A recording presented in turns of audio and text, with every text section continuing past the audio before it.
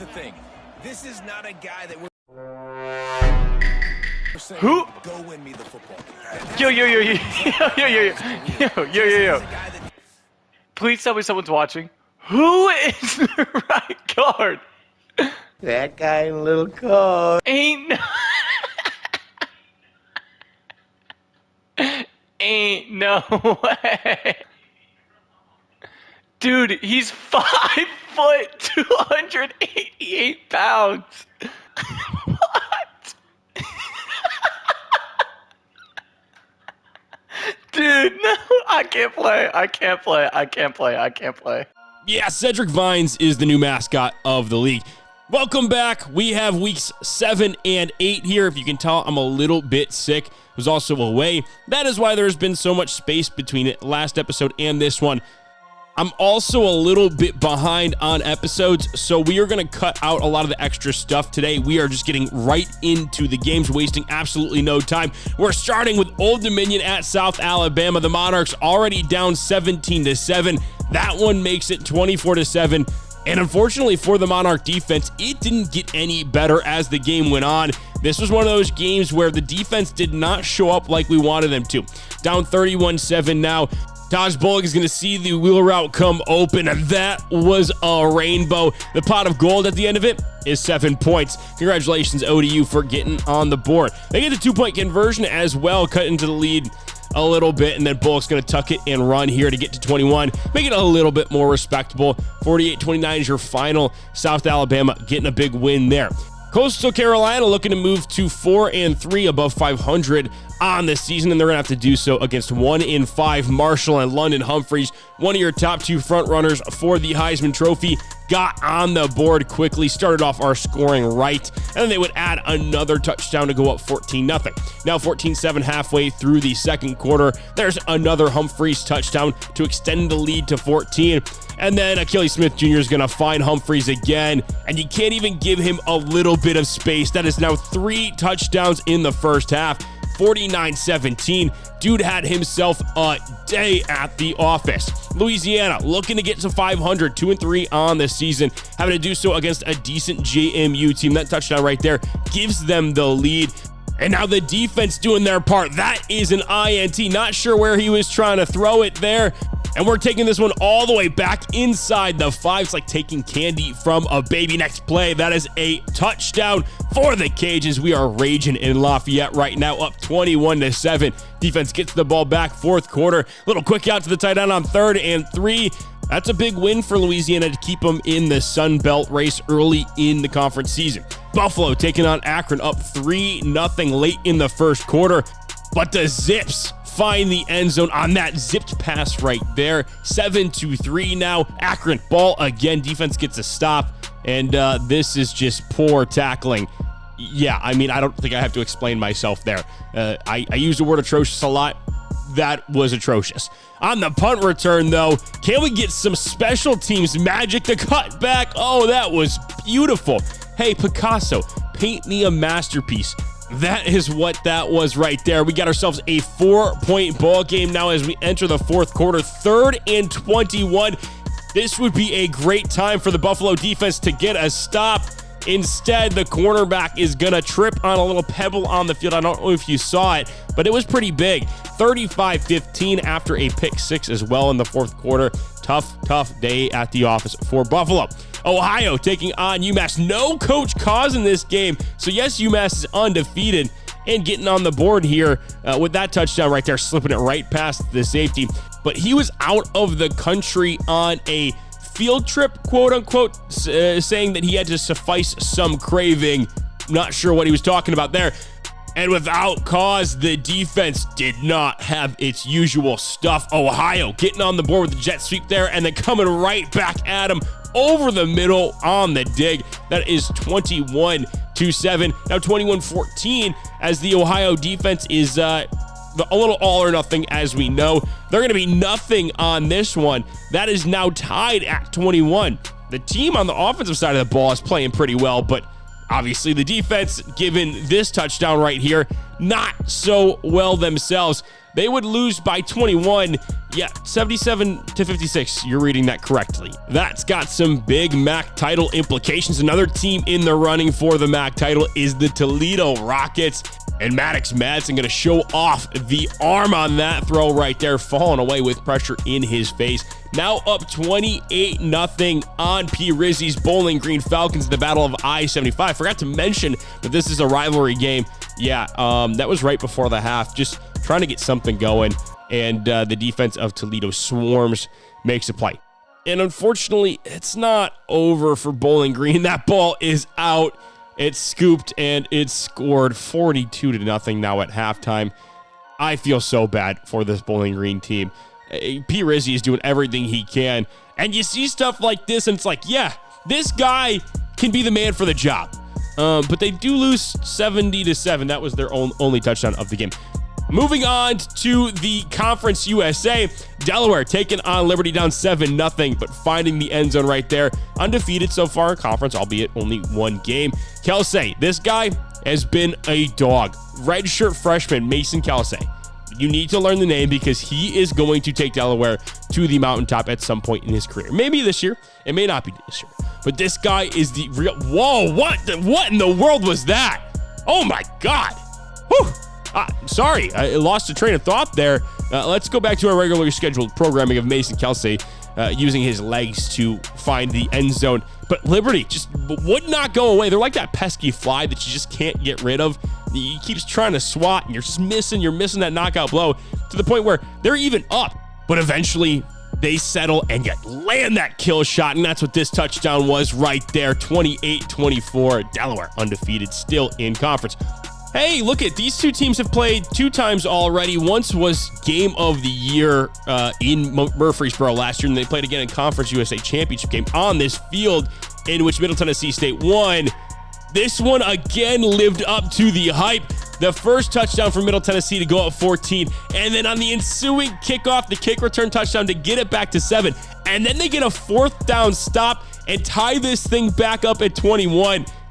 Listen, folks, I don't know what to tell you. These two teams always have instant classics because on the ensuing kickoff, Jalen Mbakwe is going to go 100 yards to the house.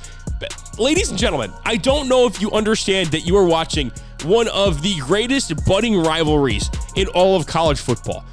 Middle Tennessee State 35 seconds before the half. That's Cameron Lacing getting all the way down to the 1-yard line. Next play, the Blue Raiders score, leaving just 21 seconds left for Gamecock country, and they find the seam, and he's going to outrun the defense.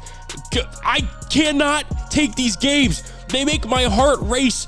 And on the first play of the second half, they're going to go 75 yards to the end zone. Can I have a second to breathe, please? I am sick.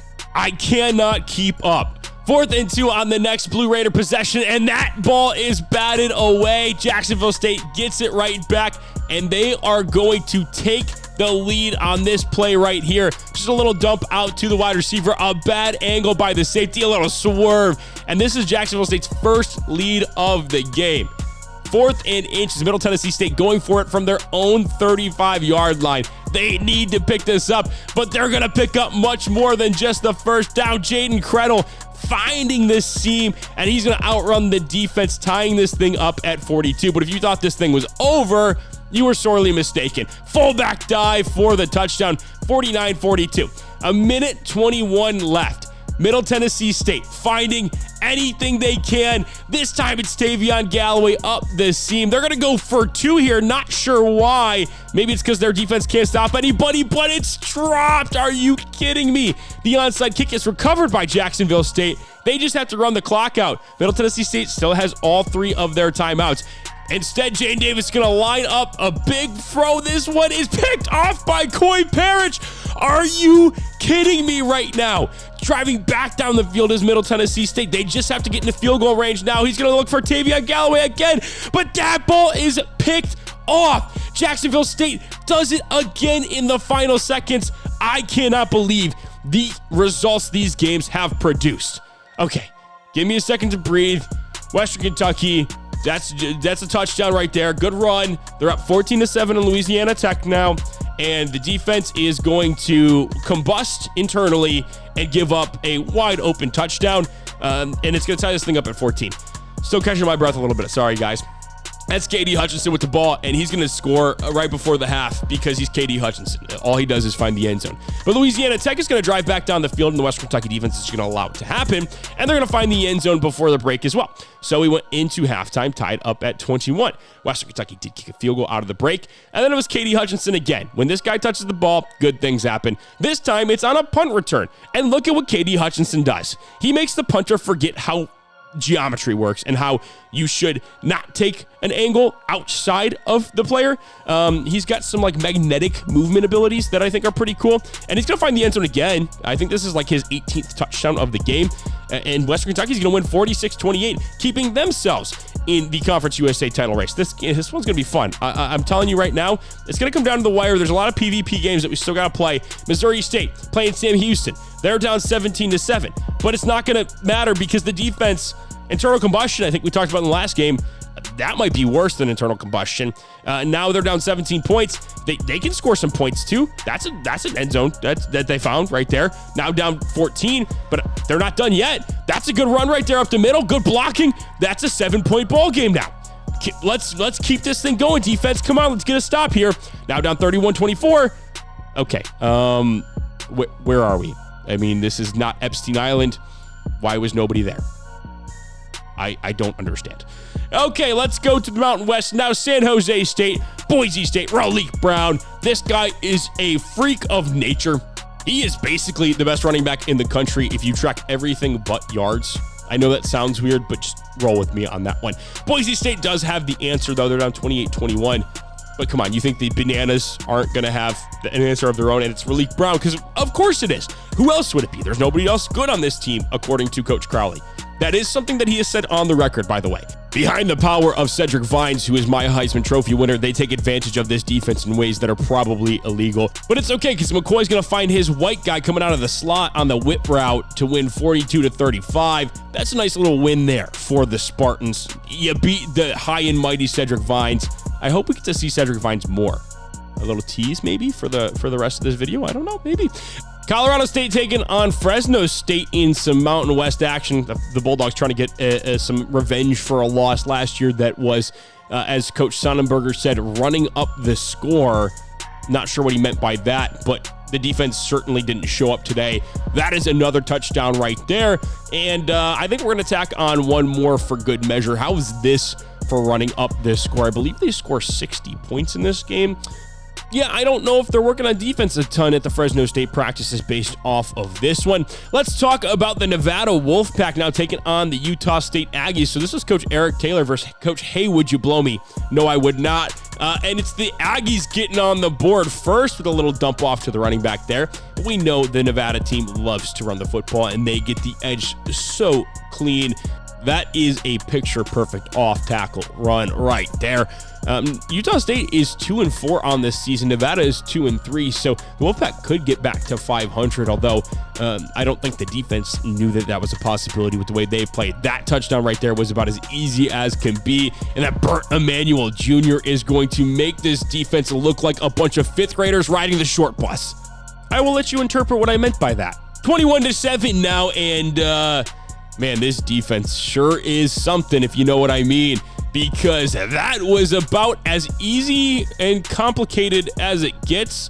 I don't know. Yeah, it's just kind of a leave it up to interpretation for the eye of the beholder. But this defense, again, did not show up in the slightest. A team that loves to throw the football in Utah State ran all over them. Really didn't have any trouble doing so either. And they're going to stunt on them too in their place. I mean, certainly we need to have some better fight than that. Can you at least show me something? Oh, that's a nice play right there. Okay, I'll take it. You didn't lay down and get completely kicked in the balls. You at least showed a little bit of pride. Coach, hey, would you blow me? You better fix it before next game. I believe you got Boise State next. There's the tease popping up again. We have to be better, though. Let's look at the scoreboard recap. The Monarchs, I'm not sure what happened in the defense. It was one of those weeks where they just didn't show up. They get 48 points and lose a heartbreaker. I think they're kind of teetering on that Sun Belt race already, which is weird to say.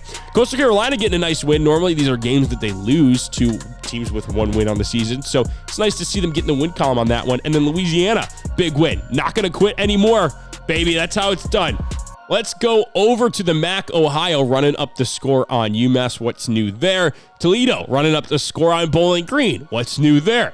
Buffalo getting the score run up on them by the CPU. What's new there? Coach Hugh Janus, please, I need you to win a game, my guy. I can't have you get fired. How am I going to talk about Janus anymore? Okay? You need to figure it out. In Conference USA, Delaware getting that last-second victory over Liberty. They are incapable of blowing anyone out. Sam Houston takes BTA on the Missouri State Bears. That is a massive victory, and it was like 31-24 in the fourth quarter. Western Kentucky, the Hilltoppers, get on top of the hill of Louisiana Tech. That made no sense, but we're going to roll with it anyway. 46-28 is the final there. Coach Chuck downfield looking like he may have figured something out in season number 2. And then these two teams continue to have game after game where it's like, okay, you can't possibly win up that, and then they do. Jacksonville State, again, comes out victorious in the regular season. They did so last year. We'll see what happens the rest of the way. We could have a repeat in the conference championship game. I'm not entirely sure. In the Mountain West, the Aggies are all the way back. I'm telling you that right now. Coach Eric Taylor, remember we talked about the message boards last year, having a dartboard, like they had the face on the dartboard, they were throwing darts at it? Well, not anymore. Now they have ancient Greek-like statues of him on campus. Yes, genitalia and all. This is what my sources are telling me. I don't know if it's entirely true. San Jose State beats the legend Cedric Vines in a game that should be lauded as the greatest triumph in the history of sport. And then Colorado State continues to own Fresno State. They have always owned them. They will always continue to own them. It's like their own personal boogeyman. If you know the backstory behind that, great. If you don't, go back to season 1. Okay, let's go to week number 8 of season number 2. That's right, Nevada starting this one off. They ended the last one. They're going to start this one. They're going up against the legendary Cedric Vines, the Heisman frontrunner, if you will. He is my king, and I will do anything to save him. I don't think he's going to show up a single time in this video. Oh, no. Oh, I completely, yeah. By the way, Nevada just kind of ran all over them. This game was not even close. They just look at this. I mean, what was Cedric Vines supposed to do? He can't play offense and defense. This is why I didn't show any Boise State, because they scored 17 points in a game that they lost by 40. My math was off there, but you get my point. San Jose State looking to get to 6 wins and go bowling, trying to put together week after week and stack. They go up 31-13. So they're in pole position. Like, it does not get any more comfortable than this. The fourth quarter, you're up by 18 points. There's no way you can lose this game. It's simply not possible to lose a game like this that you are up 18 points in the fourth quarter. As long as you don't make any mistakes. Oh, I think Helen Keller could have thrown a better pass than that. What are we doing? Oh my God, 5-point game now. 4th and 7 for the Spartans. Let's throw it short of the sticks. This is Kirk Cousins at his peak, and we're not going to get it because, of course, we didn't. We threw it short of the sticks. 4th and goal, 2 minutes left. No way. UNLV goes up. Okay, just kick the field goal. What are we doing? Spartans, what are we? Oh my God. Oh my God. Helen Keller could have a better day at the quarterback position. What in the world was that? Coach Crowley has some answering to do for that one. San Diego State and Coach Booth are back. We missed him in last week. They were on a bye, so we didn't get to see him. How about Tyson Chavez, the best tight end in all of America? Nay, the world. He's not the biggest. He's not the fastest. Hell, he's not even the strongest. But somehow, some way, everybody chasing him is slower than him. He's got that N+1 speed, meaning he's just fast enough to avoid your Cheeto hands trying to dive at his ankles. Hawaii did come back and score, but it didn't matter because touchdown. I mean, San Diego State just continued to score points. This was something that they couldn't do at the beginning of season number 1, and now they're consistently putting up 28, 30 points a game. The defense could use a little bit of work at the end of the game there, but it's okay because the offense is going to save them. Cut outside. Yep, just dive. Do something. Make an effort. Nope, we're going to keep chasing him. It's okay because it's going to end up in a touchdown, and San Diego State is going to get another win. They did give up a touchdown to make it a 7-point game again. I don't know. Don't ask me. Utah and Utah State. The battle of the Holy Land. The battle to see who can be little brother to BYU. And that is not going to be Utah State, at least not yet, I should say, because that is a beautiful slot fade pass. And listen, they won last week. They're trying to win again, maybe get to 4-4 on this season. Defense is going to have to be a little bit better to do that, though. 51 seconds left in the first half. That's a touchdown right there. We're going into the break tied at 14. 3rd and 4. Utah State offense driving down the field. That is a screen pass for a touchdown. Hallelujah, baby. Let's go. This offense is cooking. The defense, though, is not. That post was so skinny, it would end up on the front cover of Vogue magazine. That is a beautifully lofted pass. Oh, there he is. I was wondering where Corey Thompson Jr. was. He finally made it known that he was here. That is a big boy touchdown right there. Defense, I just need you to do your job one time. I mean, good God. How can a guy get more open than that? I don't think so. And then the offense gets stopped, and the defense... Did a guy even come within 5 yards of him?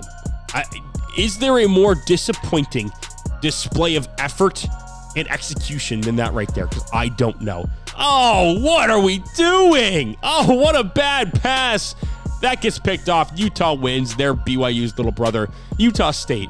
Coach Taylor, we had something there. We could have gotten to a bowl game. It's not over yet, but we could have gotten to a bowl game, man. What are we doing? Coastal Carolina, are you going to lose to Georgia Southern? Blink once for yes, blink twice for no. I saw one blink there. It is written. It was promised 3,000 years ago that Coastal Carolina was going to lose this Week 8 game to Georgia Southern. Oh my God, that was a dirty spin move. I mean, literally left his pants wadded in a ball right there on the middle of the field. Pancake City population shots. Oh, they're just getting bitched out here. Oh, a little sidestep. Okay, yep, it's very clear that Coastal Carolina does nothing at practice besides take selfies in the mirror and do TikTok dances because they like being flashy. That's the only explanation for how piss poor this defense plays every single week. I mean, when your coach's name is Coach Goon, this is bound to happen. I mean, what did Coastal think they were getting themselves into? Hiring a guy named Coach Goon. Let's walk through the thought process there. At least they have London Humphreys, who is going to maybe possibly win the Heisman. The jury is still out on that. I like him. I think he's a pretty good guy.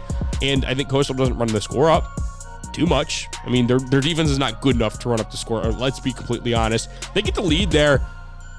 Defense showing you exactly why this team will never compete for anything other than maybe like, what is it? The Tax Slayer Bowl or the Kier Bowl. Like what are some bowl games that they would play in? I'm not sure what that pass was on 4th down. That was, again, Helen Keller could do a better job than whatever the heck that was from Achilles Smith. And now they're just going to run the clock out. Georgia Southern, the Eagles. Where is the defense? Where is the defense? Oh, my God. It was promised 3,000 years ago. I told you. I saw one blink. That's all I saw. Old Dominion needs to get back in the win column. That says 2-4 on the record, by the way. This team is better than 2-4. I just want to put that out there.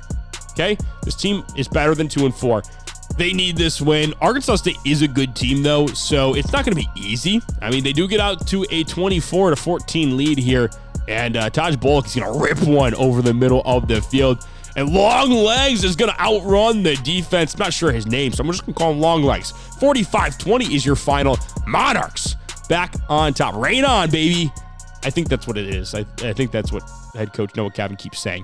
As Southern Miss and Louisiana going back and forth for who is less ass on defensive side of the football. Right now it's Louisiana. They take a 14-7 lead. I'm going to let this one play out for you. Gotta respond. Block it. Yes. All right, we'll take that. All right, remember this moment later on. Remember this moment later on, indeed, because the defense kept shitting the bed. 27-14. I'm not sure how a missed PAT or a blocked PAT comes into play here. You're down 20 points. That's a nice pass, though, coming out of the break. Okay, you have my attention, Cajuns, because this is going to go for a touchdown if you didn't already know that, by the way. That 46 was not going to catch him. Wait, they get the ball right back.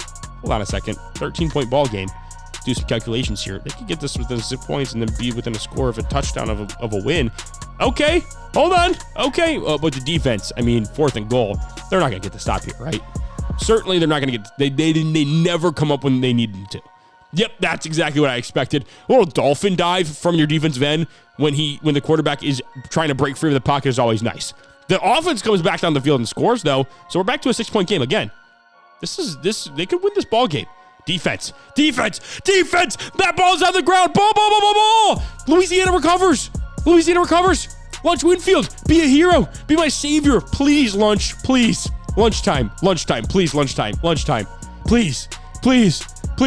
Lunchtime. That's lunchtime, baby. Let's go. What a throw from Lunch Winfield. Are you kidding me? And then the touchdown right there. Come on. Back on top, Louisiana. Southern Miss is in field goal range. This can only go one way, knowing Louisiana's luck. They always lose these games. There's no, and he's actually going to score a touchdown here. Oh my God. They picked it off. They won the football game. Holy smokes. This is probably the first type of games like this that they've won. Shout out Coach Hingle McCringleberry and the Cajuns, because Lafayette is on fire tonight. And then we've got we've got Coach Mike Roth and the App State Mountaineers going up 14-0 on Charlotte. It's the only CPU to beat them last year.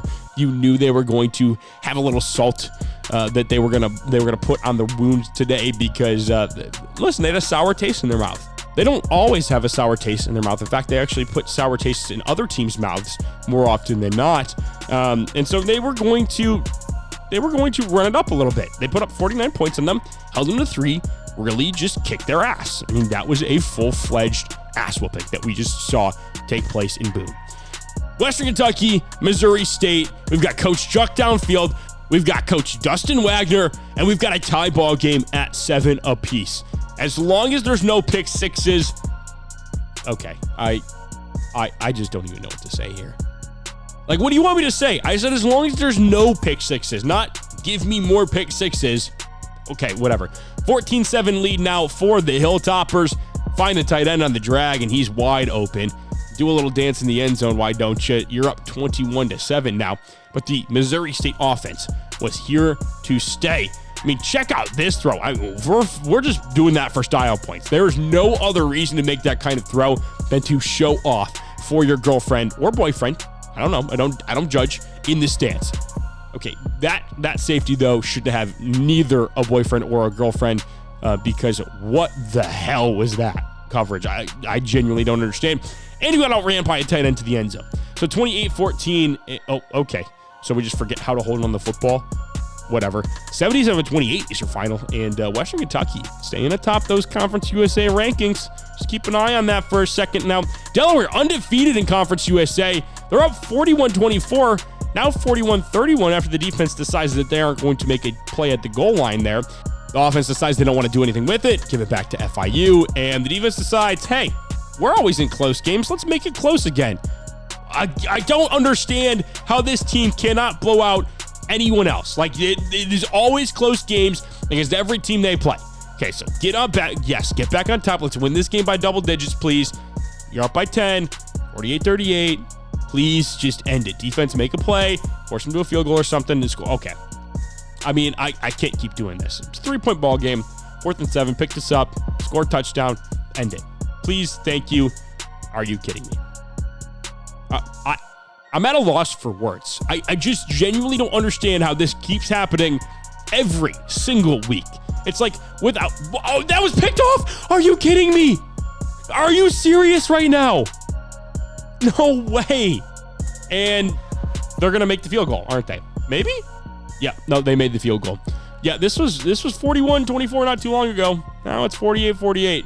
Kelsey, what do you got for me? Mason Kelsey with plenty of green in front of him. I think he's going to score this. Whoop! Little spin move, fights it down to the 1. We got 8 seconds left. Timeout. Good call there. Good call there, Coach Mo. Coach Mo, touchdown, baby. It's back-to-back walk-off touchdowns for the Blue Hens. You just can't have anything nice and easy with this team. I don't know why, but you just can't. Jaden Davis on the run. Oh, show him off the arm, baby. Come on now. What a throw across the middle of the field. 14-10 now after a Sam Houston field goal. And Jaden Davis is going to say, no, you're going to give me a little catch and run opportunity. I'll throw it right on the money. This is an easy peasy lemon squeezy touchdown right there. 21-10 now.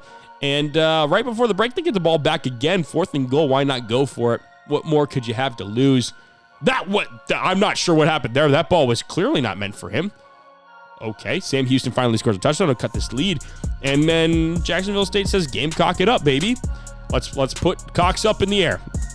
I don't know why I said that, but I'm going to keep it in the video. 49-17, Jacksonville State maintaining striking distance in Conference USA. Jalen Ibakwe, we've had a lot of return touchdowns this year from a lot of different guys. I think this is his 6th, 5th, maybe 5th. I don't know.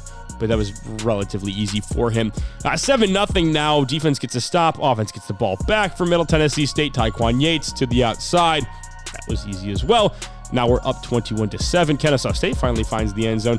And then it's Jeremiah Cobb, and he's just going to outrun the entire defense. That was not very good gap integrity there from the Owls. And then it's 28-7, and Jaden Credle's going to get the ball here. He's going to cut it outside. And I mean, that's just how you embarrass a defense. I mean, that was disgusting. 70-7. Good Lord. Run up the score much, Middle Tennessee State? A little classless by you, isn't it? Toledo's taking on number 11 Baylor, so they're playing their Power 4 opponent later this year than a lot of teams. And Madsen's going to show off some of that creativity to get an early 7-0 lead. And then 3rd and 17, bring in the heat. Oh, he gets it away. Oh, no. Oh, no. Oh, he's going to 99-yard touchdown. 97-yard touchdown. I don't know, something like that. Oh, no. Oh, no.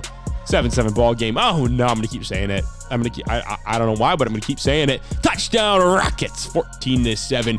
This offense, you know how they like to do. They score points. They put points up in bunches. The defense, however, is a little streaky as well. When they give up a touchdown, they give up like 5 touchdowns. But then they settle down at some point in the game. It doesn't matter when your offense is just going to consistently put up 80 points in a game. I mean, we're talking about 4 seconds left in the second half. 4th and 3, rather than kicking a field goal to go up by 10 points in Waco, Texas, by the way.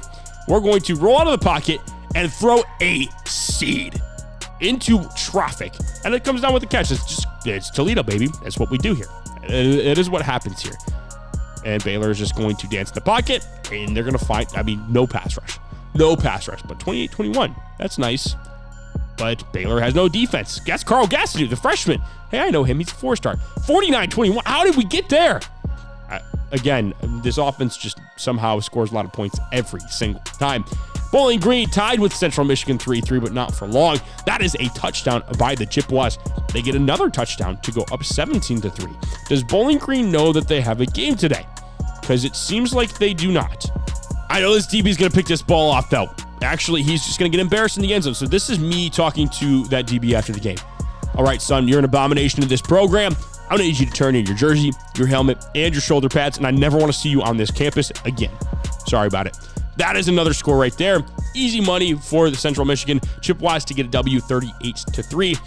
I am worried for Coach P. Rizzi's job. I'm just going to put it out there. I'm a little bit worried. Buffalo, Ohio. Remember, Ohio stole a game from Buffalo last season. We were going to see a Bulls victory over this Bobcat team, and it was stolen from us. Not again. 7-7. That pick 6 puts us back on trajectory for that upset.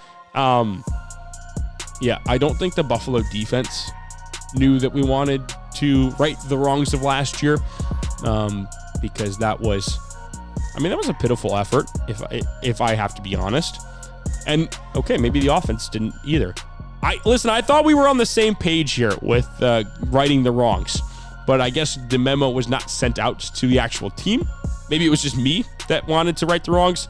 It's 21-7 now, and Tim Carpenter is just going to put his running back in mode. We're going to go to the running back again.